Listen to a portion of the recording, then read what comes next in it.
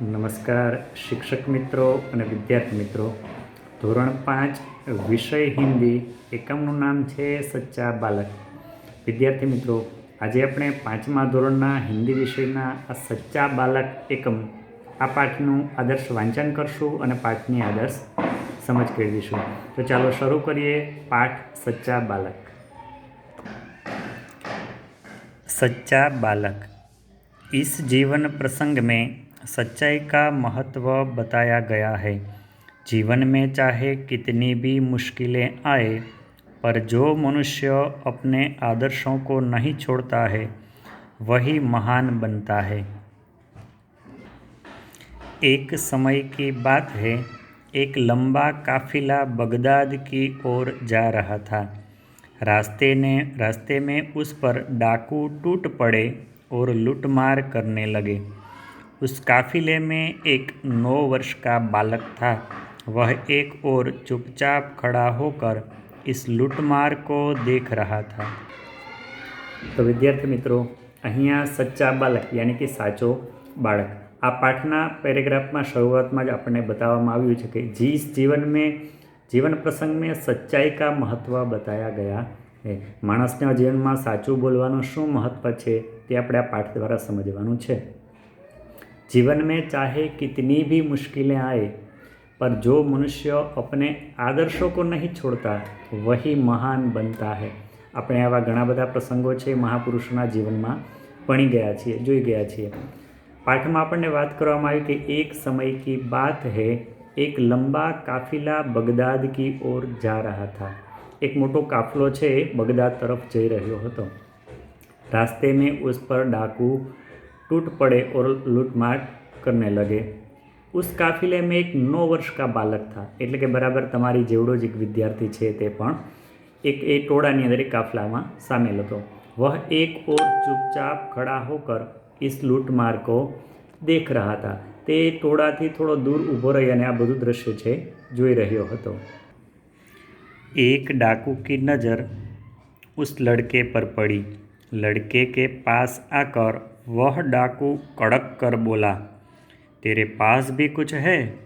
लड़का, मेरे पास 40 अशरफियाँ हैं. डाकू चकित होकर, क्या कहा? तेरे पास 40 अशरफियाँ हैं? लड़का, जी हाँ. डाकू लड़के का हाथ पकड़कर सरदार के पास ले गया. उसने अपने सरदार से कहा, यह लड़का अपने पास 40 अशरफियाँ बताता है.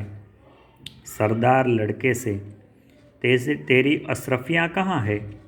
लड़के ने कहा, अपनी सदरी को फाड़कर उसमें छुपी अशरफियाँ निकाली. उन्हें सरदार के सामने रखते हुए कहा, यह देखो. तो एक डाकू છે એની નજર આ બાળક પર પડે છે. એટલે ડાકુ એની પાસે જાય છે અને એકદમ કડકાઈ સાથે બોલે છે કે તેરે પાસ કુછ હૈ? તો પેલો બાળક કહે છે કે હા, મેરે પાસ 40 અશરફિયા હૈ. અશરફિયા યાની 40 સોનાના સિક્કા છે. હવે તમે વિચારો, ડાકુ કોઈ આવીને પૂછે કે ભાઈ તારી પાસે શું છે, અને પેલો ભાઈ એવું કહે છે બાળક કે મારી પાસે તો 40 સોનાના સિક્કા છે. એટલે ડાકુનો સરદાર માણસ છે એને પકડીને એના સરદારની પાસે લઈ જાય છે.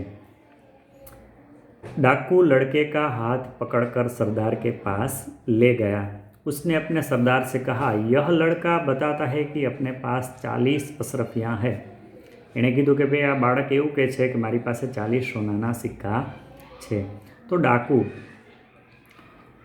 तेरी अशरफिया कहाँ है? પેલા સરદારે કીધું કે તારી સોનાના સિક્કા છે ક્યાં છે? लड़के ने अपनी सदरी को फाड़ कर छुपी अशरफियाँ निकाली. सदरी यानी जाकेट, એણે જે જેકેટ પહેરેલું હતું એ ફાડી નાખ્યું અને એમાંથી 40 છે સોનાના સિક્કા છે બતાવે છે. उन्हें सरदार के सामने रखते हुए कहा, यह देखो. સરદારની સામે રાખીને કહે છે કે આ જુઓ.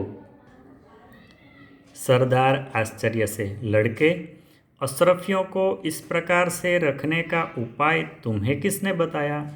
लड़का, मेरी माँ ने इनको सदरी के अस्तर में सी दिया था जिससे किसी को पता न चले.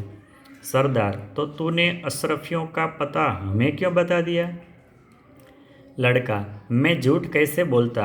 मेरी माँ ने कहा था बेटा सदैव सच बोलना, झूठ बोलना પાપ હે।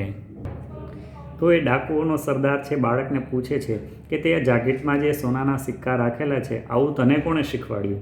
ત્યારે પેલો બાળક કહે છે કે મને મારી માતાએ કહ્યું હતું, અથવા તો એણે છે આ સીવી આપ્યા જાકીટની અંદર રાખીને, जिससे किसी को पता न चले, જેથી કરીને કોઈને ખબર ના પડે કે આ જાકીટની અંદર 40 સોનાના સિક્કા છે।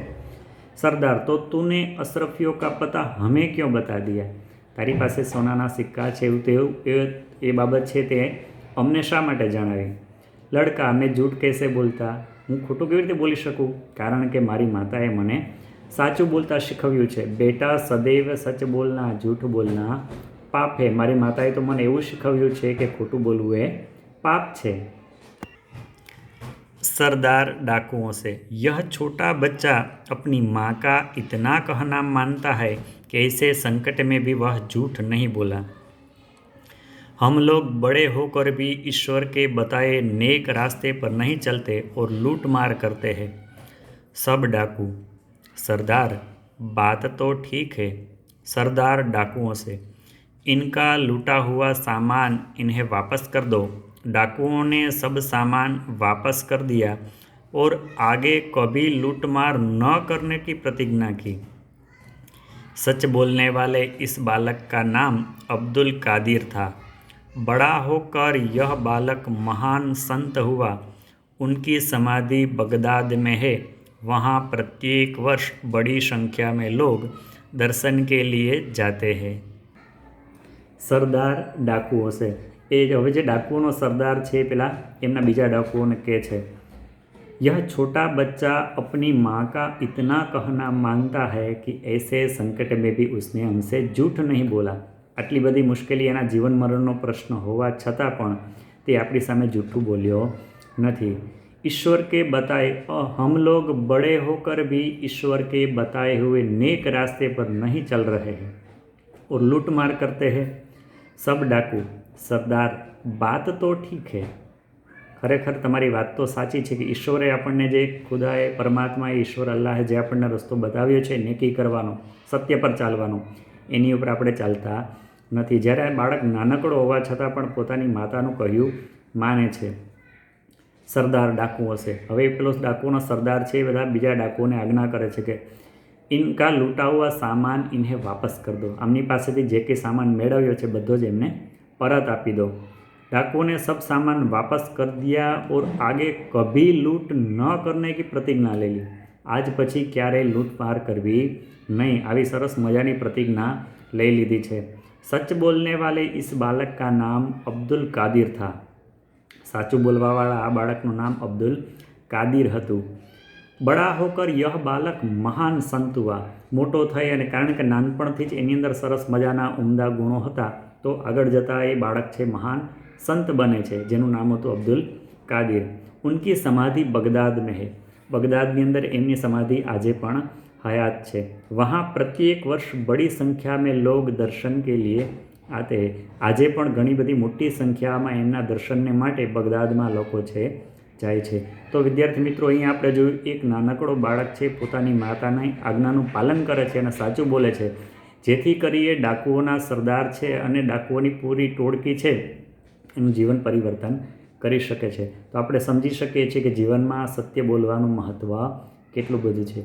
વિદ્યાર્થી મિત્રો, તમે આ યુટ્યુબ ચેનલને લાઇક કરજો, સબસ્ક્રાઈબ કરજો અને વધુમાં વધુ શેર કરતા રહેજો।